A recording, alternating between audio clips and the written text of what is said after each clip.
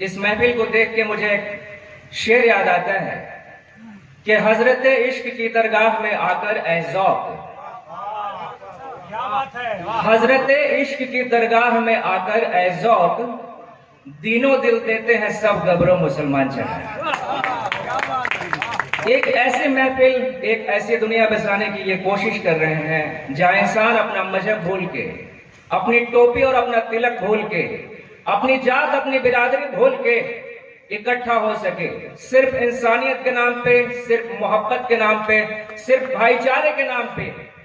तो मैं समझता हूं कि ऐसे इंसान जब तक हमारे बीच में है तब तक न भारत की शांति को खतरा है और ना ही दुनिया की शांति को खतरा है। वो बस्ती उजड़ जाए जहां होए ना दरवेश, वो बस्ती उजड़ जाए जहां होए ना दरवेश, आबाद है हर शहर फकीरों के कदम से। इनके जैसे फकीर, इनके जैसे संत जब तक हमारे बीच मौजूद हैं, मैं ये आशा करता हूं कि हिंदुस्तान की जो ताकत है, हिंदुस्तान की जो एकता है, उसको कहीं से कोई खतरा नहीं है। हालांकि चिल्लाने वाले तो बहुत चिल्ला रहे हैं। कोई कह रहा है कि इस्लाम खतरे में है, तो कोई दूसरा कह रहा है कि भैया हिंदुओं की आबादी घट रही है, हिंदू खतरे में है। मैं कहता हूं मेरे दोस्त, मेरे भाई, ना इस्लाम खतरे में है ना हिंदू खतरे में है। अगर खतरे में कोई है तो वो तुम हो। तुम ये भूल रहे हो कि ये जिंदगी 4 दिन की है और मौत हर पल तुम्हारे पीछे पड़ी हुई है, ये बात तुम भूल जाते हो। जिंदगी फानी है, ये बात हम जितनी शिद्दत के साथ याद रखें उतने ही हम खुदा के करीब रहेंगे। बहुत बहुत शुक्रिया।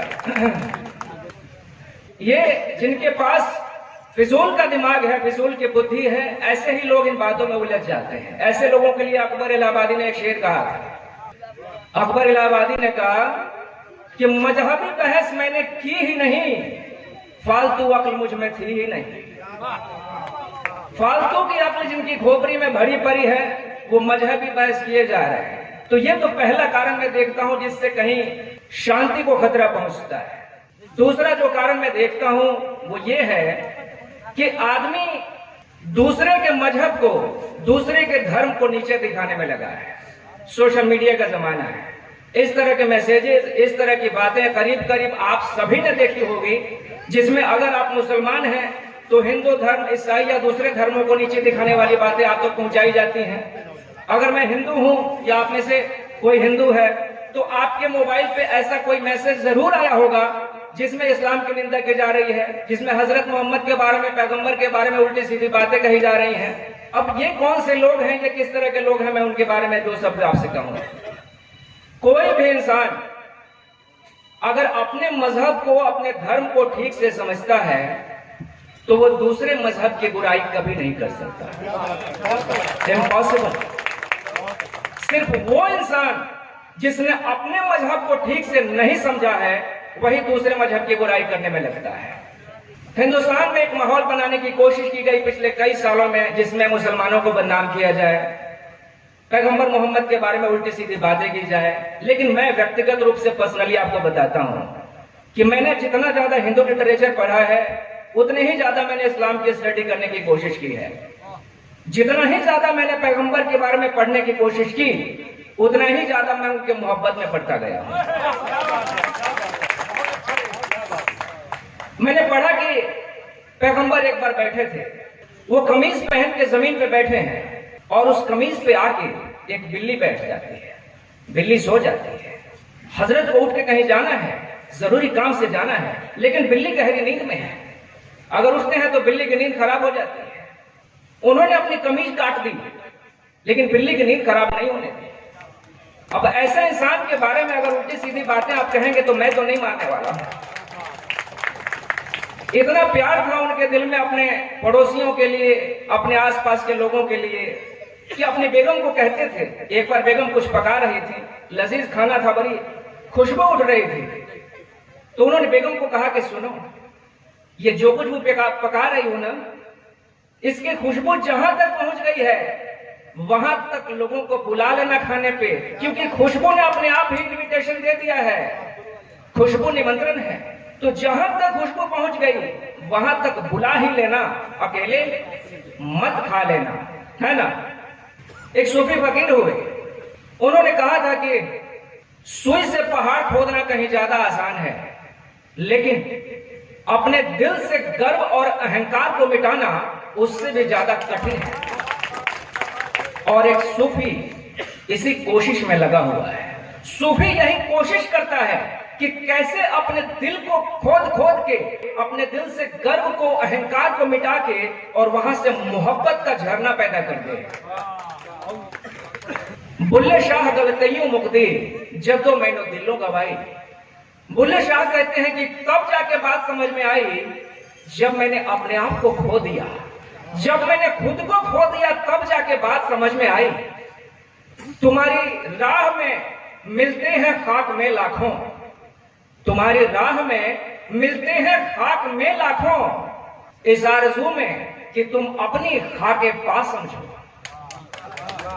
तुम्हारी राह में हम खुद को धूल में मिलाए जाते हैं, इसलिए कि तुम हमें अपने पैरों की धूल समझ लो। आचार्य विनोबा ने कहा था कि दुनिया के सारे धर्म परमात्मा के चरण हैं। हर भक्त, हर संत, हर साधक, हर सूफी इसी कोशिश में लगा है कि कैसे परमात्मा के चरण उसकी पकड़ में आ जाए, कैसे वो परमात्मा को छू ले, कैसे उसका नूर अपने दिल में उतार ले। मोहब्बत इतनी पाक चीज है, मोहब्बत इतनी पवित्र चीज है। मैं समझता हूं कि मोहब्बत गंगा जल है, मोहब्बत आबे जमजम है। शेख जलालुद्दीन रूमी ने कहा कि अपने दिल को तब तक तोड़वाते रहना जब तक ये खुल न जाए, जब तक खुल न जाए तब तक तोड़वाते रहना इसको। सूफी तोड़वाता है अपने दिल को, दुनिया के हाथों से, अपने पीरो मुर्शिद के हाथों से तोड़वाता है कि यहां से मोहब्बत का झरना फूट पड़े। और एक बार जब यहां से मोहब्बत का झरना फूटता है तो उस झरने को लेके वो बांटता है दुनिया में, मोहब्बत को बांटता है दुनिया में। वो सूफी चाहे जलालुद्दीन रूमी हो, चाहे बुल्ले शाह हो, वो सूफी चाहे मीराबाई हो या लल्लाबाई हो, वो सूफी चाहे तुलसीदास हो या ओशो रजनीश हो, हर सूफी मेरे देखे एक ही काम कर रहा है कि वो दुनिया में मोहब्बत बांट रहा है। इससे आसान और इससे मुश्किल काम दुनिया में कोई नहीं है। बहुत आसान है लेकिन बहुत मुश्किल भी है, क्योंकि दुनिया मोहब्बत की भाषा भूल चुकी है।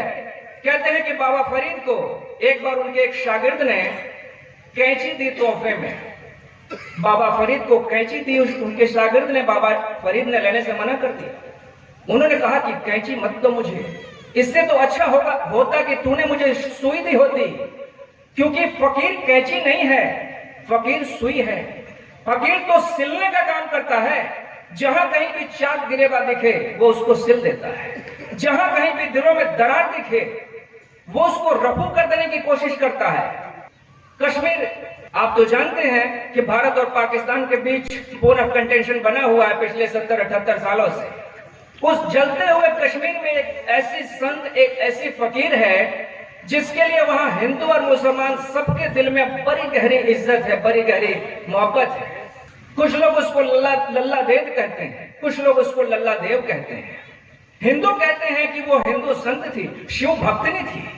मुसलमान कहते हैं कि वो सूफी थी, सूफी फकीर थी। लल्ला के बारे में वहां कहावत है कि ऊपर अल्लाह नीचे लल्ला। हिंदू मुसलमान सभी सर झुकाते हैं उसके आगे। अमीर खुसरो ने जो कंट्रीब्यूशन दिया, जो योगदान दिया है हिंदुस्तानी लिटरेचर में, हिंदुस्तानी मौसीकी में, मुझे लगता है कि आने वाली सदियों जनरेशन तक भारत उनका ऋणी रहेगा। भारत में ऐसे अनेक सूफी फकीर हुए जिनके खानकाहों में होली का उत्सव मनाया जाता था। तो जितने भी सूफी संत हुए भारत में, मैं देखता हूं कि सबने भारत को सशक्त बनाने में, मजबूत बनाने में अपनी भूमिका निभाई है। और उस भूमिका को, मोहब्बत के उस सिलसिले को हमारे आप सबके अजीज डॉक्टर साहब बखूबी निभा रहे हैं। इनके लिए बहुत बहुत जोरदार तालियां होनी चाहिए। और मैं तो ये समझता हूं कि भारत जैसे देश में सिर्फ एक जौहर क्यों हो, भारत जैसे देश में हजारों हजार जौहर होने चाहिए। आप जो यहाँ सब बैठे हैं, आप सबसे मुझे यही उम्मीद है। मैं चाहता हूं कि इनके जैसे लोग हमेशा हमारे समाज में रहें, हमेशा हमारे बीच में रहें। मैं खुदा से दुआ करूंगा, ईश्वर से प्रार्थना करूंगा कि इनकी उम्र दराज हो, ये लंबी उम्र जिए और अपने जैसे हजारों की संख्या में जौहर छोड़ के जाएं हम सभी के बीच। बहुत बहुत शुक्रिया आप सभी को।